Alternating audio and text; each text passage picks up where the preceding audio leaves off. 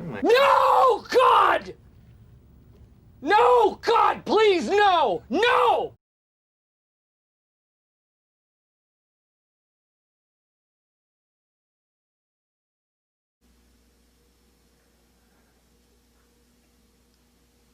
So you're telling me there's a chance? Yeah!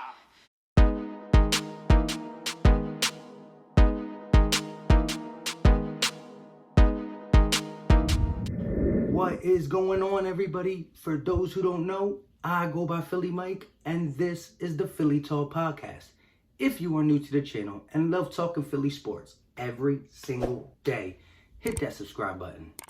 Now, if you were upset yesterday when you found out that the Eagles were not allowing no fans in 2020 to attend their home games, for one, the fact that you might want to go to a game, and two, we all know as Eagle fans how this team feeds off the crowd, but are excited that there's still a slim chance that they're going to allow some fans in attendance. Not the whole stadium, but at least some, maybe up to 25% capacity, so we can get there, do what we got to do, and accomplish what we want to accomplish in 2020.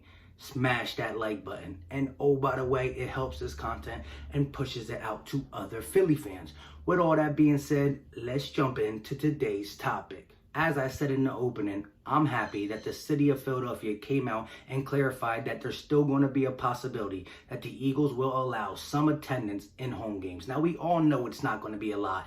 If there is any at all, probably 25% capacity filled for these stadiums. Now, I am curious to how many season ticket holders are when it comes to the grand scheme of things. Is that the whole 25%? So does that mean the season ticket holders are the only ones who are allowed to go, or will there be other fans? And I'm kind of curious on what these prices are going to look like, because I would like to get to a couple games, and me and the Battlebirds podcast have been talking about doing something for one of these games, going to one, live stream, and doing everything. But for me to consider going to the games, I would have to see COVID-19 kind of in a more relaxed state. We are pretty good here in Philadelphia, Pennsylvania, so it all really depends. But if there's no fans and there's no thinking about it, but even more important, we all know how the Philadelphia Eagles play when they're at home, when they got that crowd behind them.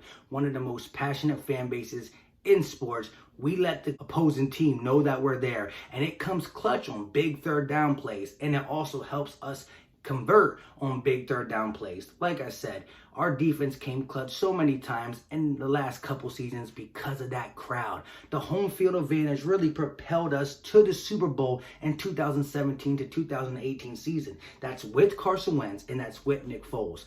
Again, the defense rallies behind the 12th man, which is our home crowd. Now, we know there's some other teams that play really good at home with a crowd, like Seattle, Kansas City, but the Eagles are definitely one of them teams that it will hurt the most if we're not allowed to have fans. And I really could see each city making their own decision. This city no, this city yes, this city no. So it's really going to play a big role in 2020. We all know sports when it comes to the NBA, the MLB, the NFL. This is going to be a crazy 2020 season, no matter how we cut it.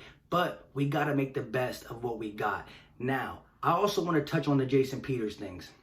As I said in the Jason Peters video I did, that voiceover video at work, I like the signing. You get depth at two crucial spots on your offensive line. If Dillard is struggling and or he goes down with an injury, Jason Peters is there. If Matt Pryor is struggling or Jason Peters takes the job, then you got Matt Pryor as your depth to fill any spot that's needed. This offensive line already had a big blow with Brandon Brooks. We cannot afford any more big blows, and he shores up two spots.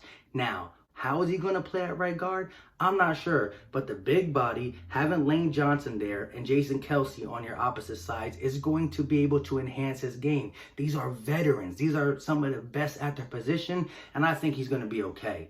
We need this line to be where it needs to be for 2020 to get Carson Wentz the time to deliver to D-Jax, to deliver to Rager, to deliver to these speedsters that will get down the field so we can utilize Carson's big cannon. So to me, that signing was pretty good, but the way Baldy brought it up and how the Eagle fans always get, they were expecting something different. A lot of people thought it was going to be Clowney, Griffin, Yannick, Adams, and we're kind of upset when it was Jason Peters. Now, it's not the big name, and it's not going to be a splash play. It's not going to be a playmaker, but this pick can come in handy when it comes down to an injury on the offensive line or just someone that has question marks not being able to do what they need to do. And we all know how Howie Roseman built this team from the D-line and the O-line. And if you want Carson Wentz to succeed, this pick can definitely come in handy. When you look at Clowney, he made the most sense because 8 or 9 million fits our cap. We can get a 3rd round compensatory pick. There was a lot of signs pointing at that.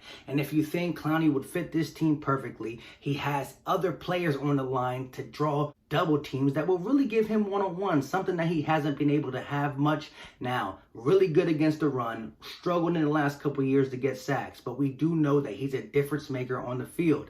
Would I do it? Maybe. I'm still skeptical because if there is no fans or if the cap goes down a lot in 2020, well, I just don't know how we're going to get it done, especially with our problems already. But Clowney's the guy who's still out there. I would still consider it.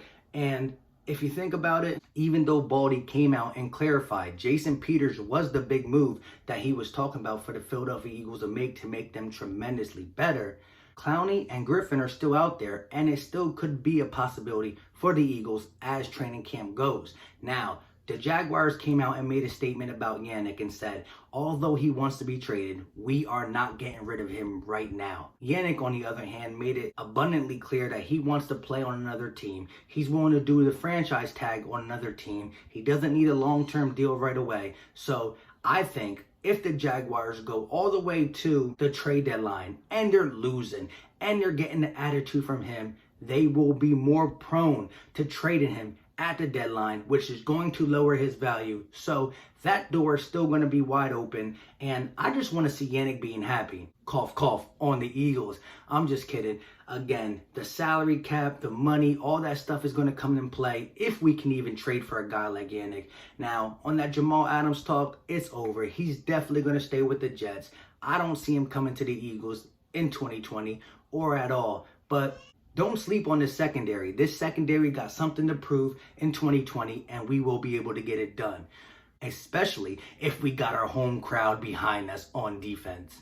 On that note, let me know what you guys think about the fans being there. How do you feel if they're not? How do you feel if there are? And let me know your thoughts on Jason Peters being that big move. And do you still think they will make a move for Clowney or Griffin?